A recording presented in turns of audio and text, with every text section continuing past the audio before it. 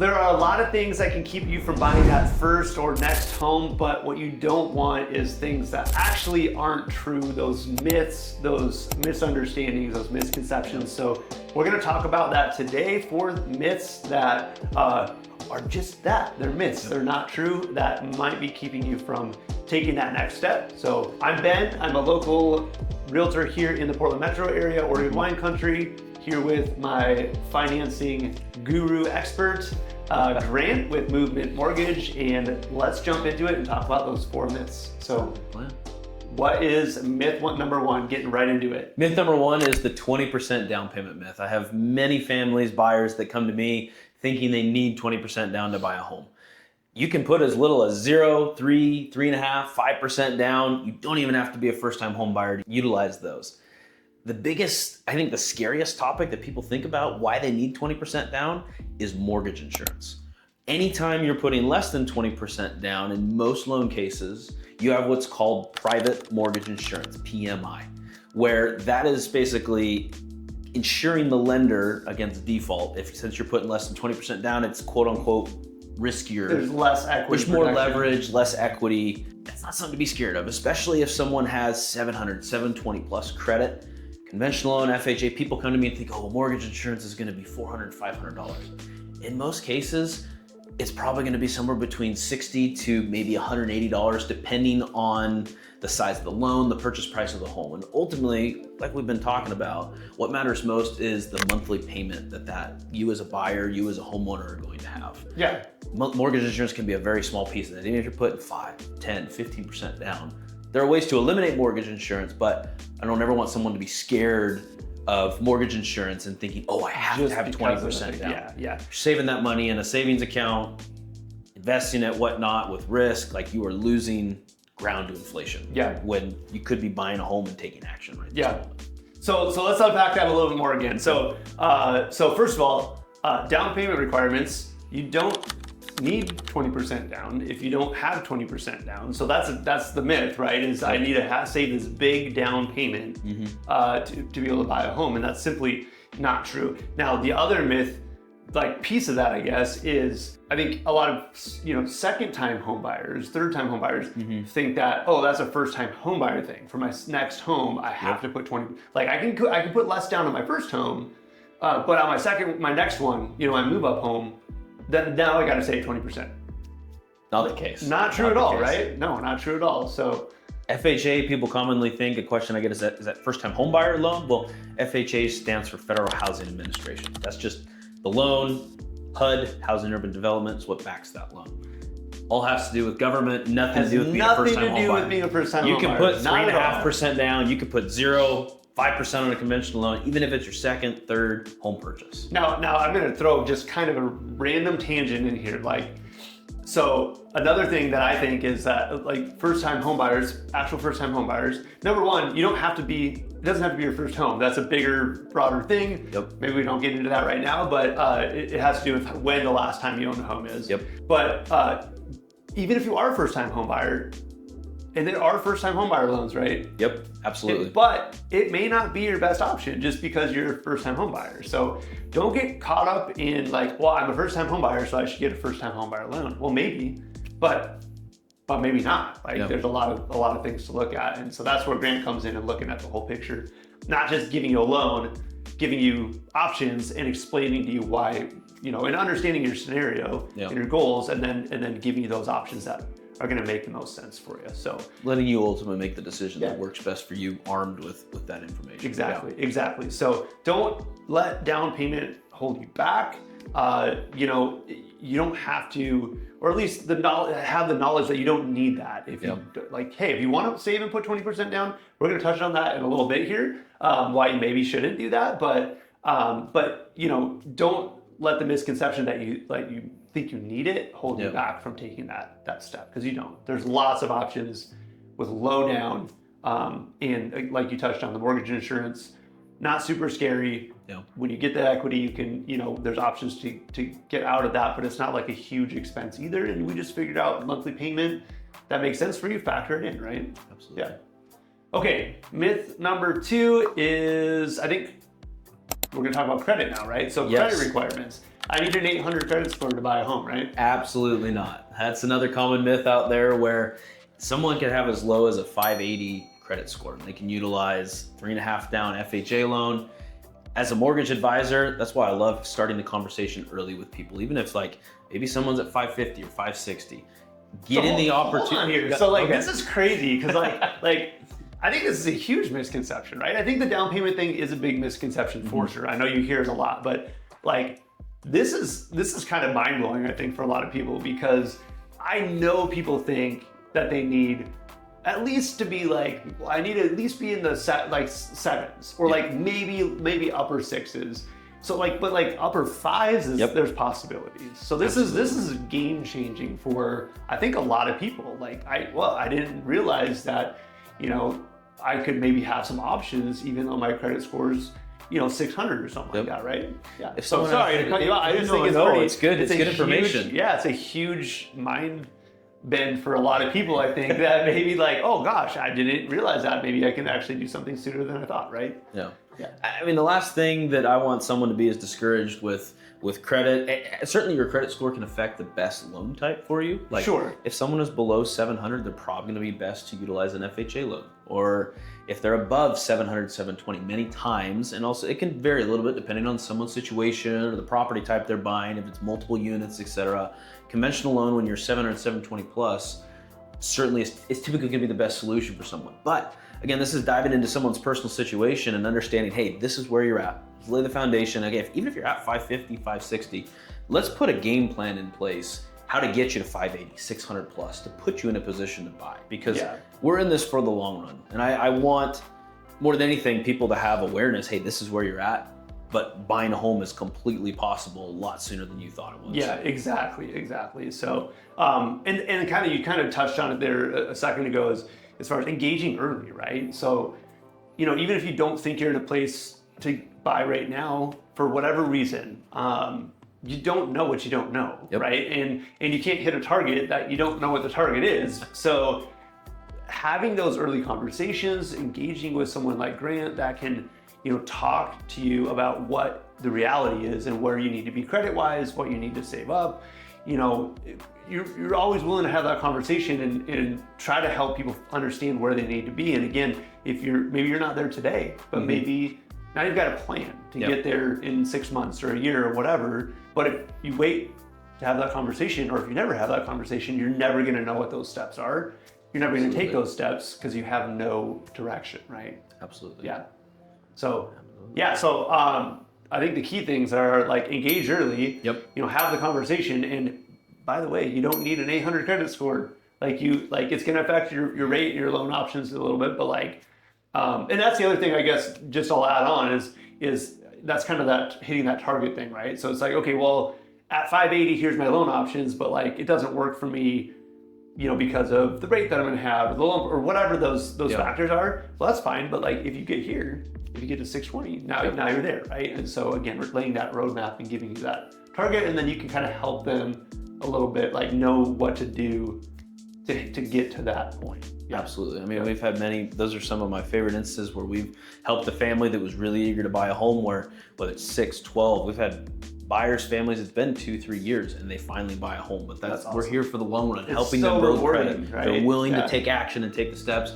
We want to help you make that a reality. Yeah, I think those are the most rewarding ones, honestly, like, right? Where you help those buyers get to the point where they can make that purchase. And it's work on your end as the buyer, and it's work on our end to help make sure that happens for you. But we love helping people that are ready to buy. Don't get me wrong, that's great too. But it is super rewarding to help people that maybe wouldn't have been there otherwise without some guidance. So we love that. Okay, number 3. This one is super, I think for you, like, and for me, but especially for you being on the loan side and being an educator, this one I think hits home really, really strong for you. And that's that a loan's not just, like, a loan's not a loan, right? Hey, I'm gonna go get a loan, okay. Like, I'm gonna call 4 lenders and get, quoted for a loan. Yeah. So, but a loan is not a loan. There are lots of different loan options. So let's talk about that. Like, the fact that there's not just a loan, it's not just a loan, right? not all loans are created equal. Everyone's situation is going to be personal to them. Not everyone needs to be in a conventional loan versus FHA, depending on their credit situation, their income, their life stance. Like, again, that's why future goals. Yeah, like when I initially connect with someone, I spend 45 minutes to an hour getting to know them and what makes them. Like, rate very rarely comes up in the conversation. Yes, rate is important. I understand cost as an investor, as a consumer. That is important. I want someone to get the best solution for them at the end of the day. Yeah. But what I want to dial in is, okay, what makes the most sense for your housing budget? What makes is there a certain dollar amount of funds you want to limit out of pie? Last thing I want someone to be is house poor. They move into a home, don't have any emergency reserves. They're not able to buy furniture. And so everyone's situation is going to be a little bit different. Some lender just might say, oh yeah, I hear you're qualified for this, and you're searching and like, I can't find something in my budget. We've had several first-time home buyers that have been in this boat where there's a certain type of home they really love, their property's been sitting on the market, and we're looking at different properties, and it's higher than the monthly payment they want to be at. What is smart for them, being fiscally responsible for their housing budget, for setting their family up for success. And so we want to partner with them in that, where whether that's obtaining seller credit or doing a 2-1 temporary buy down. Like, you and I had a client previously that she'd been given something by another lender. She's like, oh, this payment's way too high. Like, I qualify for it, but it would just put a strain on my budget. And we got to talking about her situation and kind of unpacking where she was at in life. She had 2 young kids that were at home. They were in daycare. They were about to be going off to school over the next 2 years, where that was $1,000 a month coming out of her pocket as part of her budget, her cash flow every month that was going to daycare, that it was going to drop off over the next 2 years. So we talked to her about a 2-1 buy down, where the other lender just, oh yeah, here's your 3.5% down on an FHA loan. And we went, what if we did a 2-1 buy down? We had the seller pay for it, get seller credit. So her interest rate, 2% lower in year 1, was down into the 4s. Interest rate 1% lower in year 2 was in the 5s. And by year 3, when her housing budget has opened more, or housing and total budget had improved, she'd gotten rid of the daycare expense, she was keeping that housing expense low while she was also paying for daycare. But as that faded away, unpacking her full life picture, her housing budget will also adjust with that. Yeah, absolutely. I mean, that's a great example right there of like why we dive deep into, we're not nosy, okay? We're not nosy. We need to know so we can give you the best guidance and give you the best options. I mean, again, I think you said earlier, like ultimately it's your choice, but we want to be able to help you know what those look like and give you ideas, right? And say, hey, actually this could work because in 2 years, your budget's going to change because this is going to happen. And there's lots of scenarios like that. And if you're just given a loan and a rate and a payment, then you're not going to, there's no strategy to that. There's no, it's just someone throwing something at, spaghetti at the wall or whatever, and just can easily leave you feeling stuck when that solution doesn't fit what your ultimate goal is, what makes sense for your life. And now you're like, well, I can't buy a house because this is like this payment doesn't work for me. Okay, well, let's talk about it more. Let's unpack it and figure out, is there a solution, right? We're problem solvers ultimately, right? And so that's what we're trying to do, is figure out if there's a way to make it work that works for you and your budget and your goals. And I think that's another thing too, is that this is a big one, understanding what your goals are, not just in this next purchase. Like, what are your long-term goals? Like, how long are you planning on living in this home? Is it 2 years or is it 10 years? Do you ever want to own investment property? Like, would this make a good rental at some point? I mean, all of those things come into play, because the loan that you get, not just the loan, but like the structure of it, with points and rate buy down and all that stuff, is going to look very different if you're going to live in the home for 2 years versus 10 years, right? So that's something we always want to unpack. It's like, this isn't just one transaction for this. One of our goals is to create clients for life. Like, we are a mortgage advisor, a real estate advisor with someone for the long term is our goal, where, hey, we help you buy your home, but if you have a vision for, hey, I want to do this every 2 years, I want to house hack and buy another property, or want to buy investments, or this is not a forever home, this is a stepping stone. Hey, let's game plan around that, because I want to look at the full picture where you're trying to go. Because if you might move in 5 years, buying down the rate now, that break even cost benefit might not make sense if you might be moving or refinancing in shorter than 2-3 years, et cetera. And again, that's not just the loan, not just the purchase, looking at the bigger picture. And I think a lot of people have maybe not, like, not to get too much on another tangent here, but that's oh, I want to buy my rate down. Great, let's buy your rate down.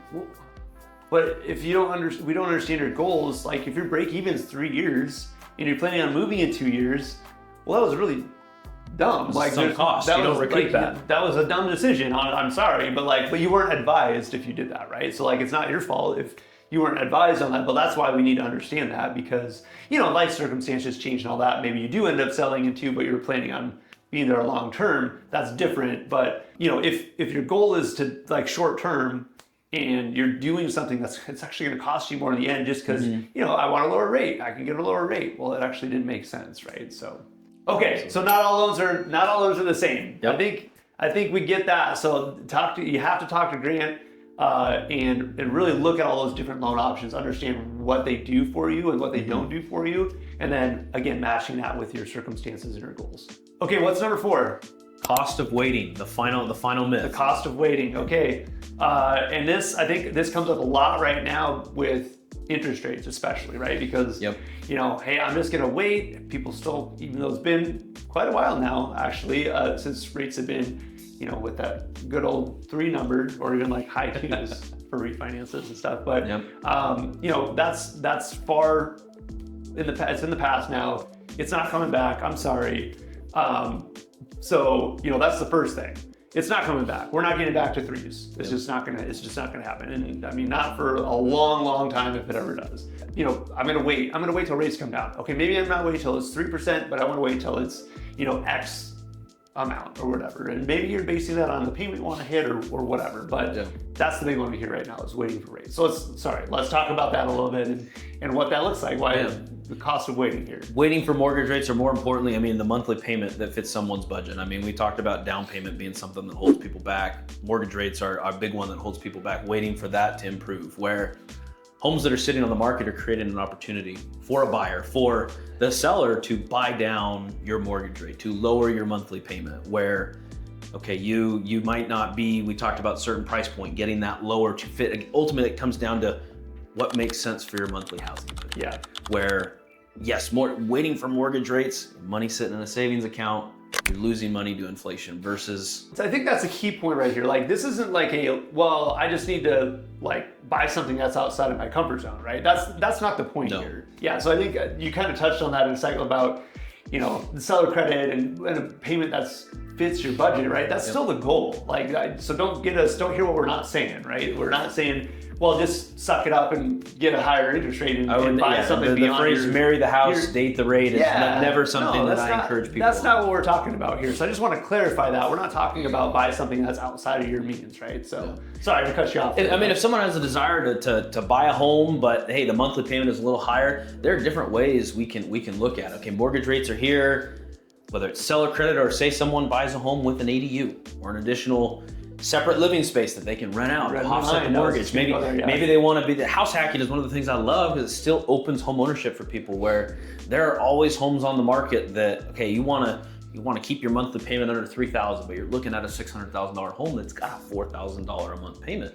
Well, if you rent out that ADU for $1,200, you now have a $2,800 housing expense. Or optimize it, live in the ADU, rent out the house for $2,500, and you're living for $15,000. Right. So many different ways to go about creatively, right? Yeah, and maybe it's not like, you know, maybe you have to compromise a little bit. Maybe you have to do something a little bit different than what you had initially thought. Maybe you're not buying that 3,500 square foot, 5-bedroom house right off the bat. Like, that's okay. Like, the point is to get in the game, to get on that first rung of the ladder. That's what's important, because you can't start building equity. You can't get that appreciation. You can't get that loan amortization, that pay down, if you don't own a home. So that's the point here is if you wait, you're missing out on those wealth building opportunities, and you're missing out on, you know, building that equity to be able to maybe do something else, right? And the other thing is, by the way, if you're waiting, you're not the only one waiting, okay? No. So Grant, you were talking earlier about seller credit, and right now is a good opportunity to, you know, ask for more than maybe you could in other markets. Good deals in this market are not found; they are created. Right. Yeah, absolutely. But they're there because of where the market's at and because people are waiting. So don't be the one. If there's an opportunity to move forward and there's an opportunity to get some of those, you know, seller credit, things like that, or maybe adjust your your criteria or your expectations a little bit to get in the game, it's something worth considering, because again, you're not the only one waiting. Lots of people are of this mindset. And so what's going to happen when rates do come down? More buyers are going to come out of the market. There's going to be more competition. You're not going to get that seller credit anymore. Prices probably will start going up again. And so now you're just fighting a different game, right? This is a better game to fight. You have more leverage as a buyer right now than ever. It's more of a balanced market than we've seen since 2013, where you have the ability to negotiate. There are still many homes that have multiple offers over a weekend that are going quickly. We're still seeing that time and again in most markets. But you as a buyer have more leverage to negotiate terms that make the most sense for you, where you're not bidding against 4, 5, 6 other offers. Mortgage rates come down, more demand enters the market. Yeah, absolutely. So, you know, waiting always has a cost. And I think this ties into the down payment thing where we started earlier, the down payment requirements. You know, again, you don't need the 20% down, but sometimes you might be like, well, I want to save the 20% down so I don't have the mortgage insurance or whatever. So, but while you're saving, you're losing ground to inflation, you're losing ground to the market, you're losing the opportunity to have that loan amortization to get in the game. And so, again, we can't make your financial decisions for you. You have to decide what is best for you. But there is more to consider than just like, well, I just want to put 20% down. Well, like, look at the whole scenario. What is that doing for you as far as you know, lowering your payment or like feeling better about having that equity? Are you actually winning in that decision, or is it just like a mentality that you need to maybe check? The simplest example I can give if it's driven by payment is like, hey, you saved that extra $5,000. We just had this conversation the other day with a first-time buyer where you saved that $5,000, your monthly payment changes by about $30 a month. Well, you take that same dollar amount and you lower the rate 0.25%. Well, you just saved $95, $100 on your monthly payment buying down the rate, or better yet, having the seller buy that down versus taking another 3-4 months, however long it takes you to save up that additional $5,000, where you could go and negotiate with a seller to get that 0.25% and save 3 times as much. Right. Yeah. Like, yeah, you might be able to just get it, right, in the form of a concession, right? So, awesome. Well, that is 4 myths that hopefully now you understand are actually myths, and hopefully that has been helpful and maybe gets you off the fence a little bit. So if we can help, Grant, I know you're always willing to have that conversation. We want to be advisors to you.